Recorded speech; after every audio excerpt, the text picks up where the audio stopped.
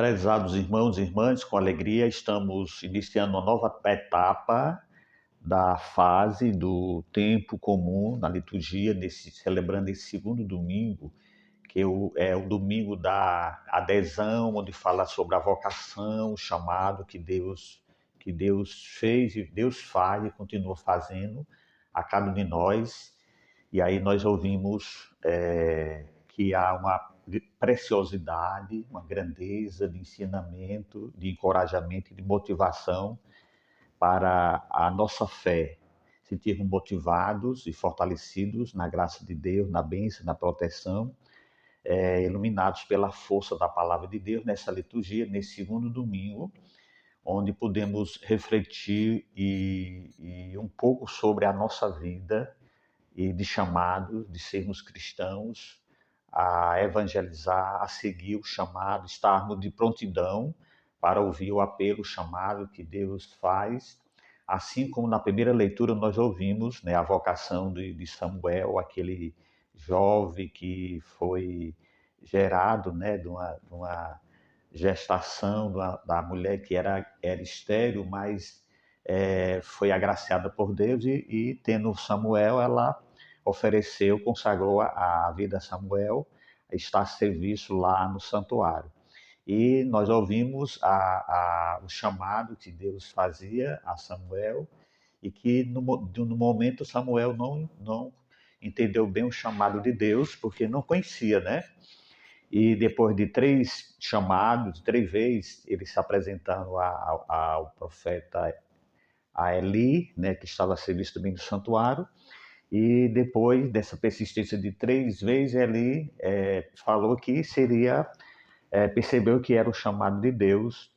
e falou para ele que ele dissesse, fala Senhor, Senhor, aqui estou, né, nessa prontidão de estar a serviço. E nós já ouvimos que Deus pôde estar presente, acompanhando e fortalecendo na fé, na graça, no encorajamento a Samuel.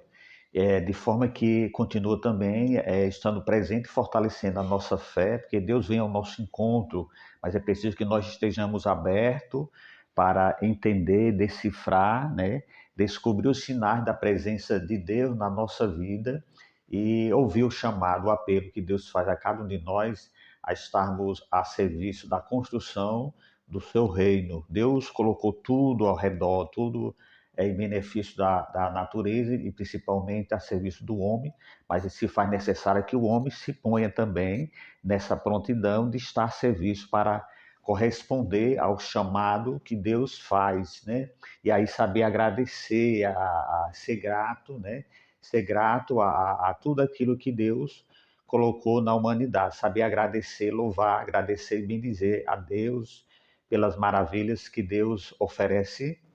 a cada um de nós para podermos sermos capazes de enxergar que não há outro caminho a não ser o caminho de Deus, que nos aproxima de Deus, que nos dá a certeza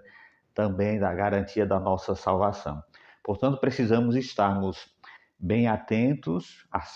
para saber discernir a presença de Deus, né? Deus que vem ao nosso encontro, mas nós, como cristãos, também temos essa necessidade de irmos ao encontro de Deus para servi-lo e principalmente descobrir a presença de Deus na presença dos pequenos, dos pobres, marginalizados, excluídos, porque Deus se encontra abandonado desses nossos irmãos. E é preciso que cada um de nós tenhamos essa sensibilidade, esse amor, para sermos gratos também a Deus quando servimos também esses nossos irmãos, expressar o nosso amor e aí estarmos com a fé viva e fortalecida para realmente poder colaborar no progresso, no desenvolvimento da construção do reino de Deus, sentindo a presença de Deus na nossa vida. E aí Deus que chamou e continua chamando de várias formas,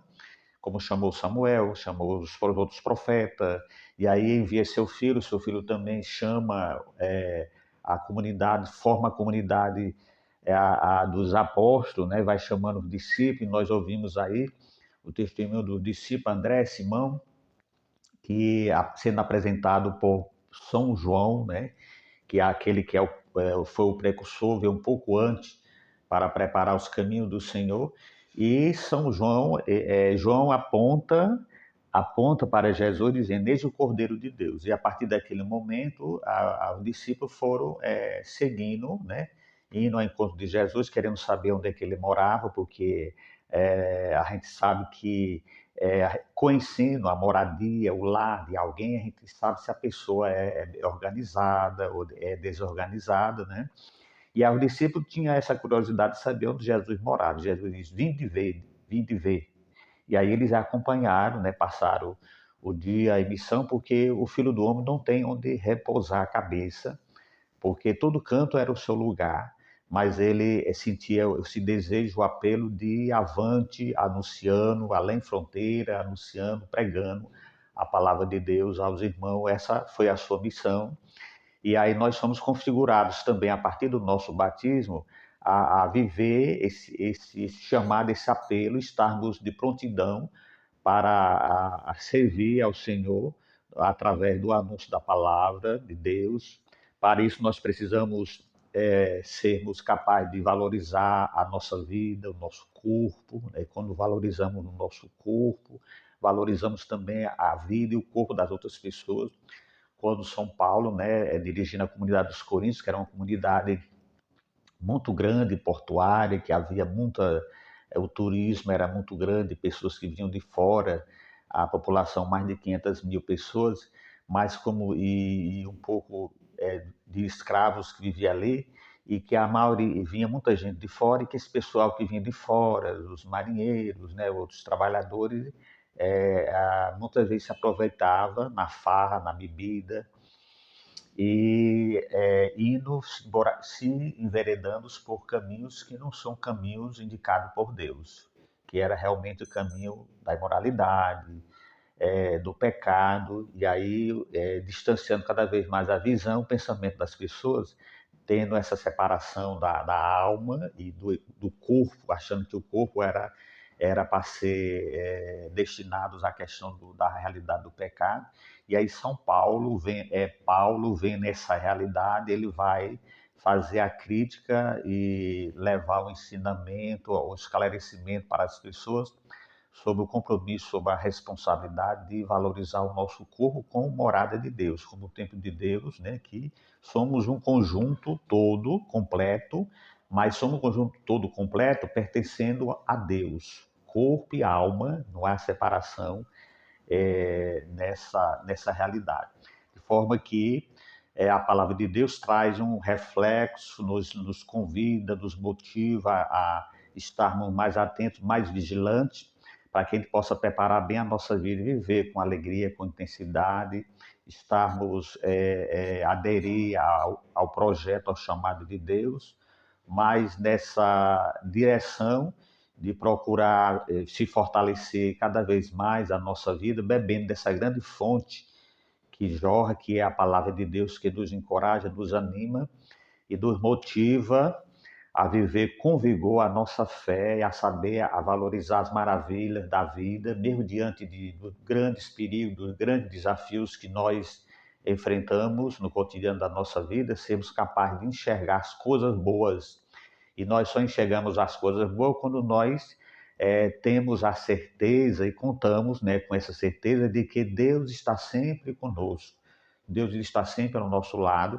porque Deus nos abençoa e quer sempre o nosso bem. Para isso, nós precisamos também sermos semeadores da paz, do amor,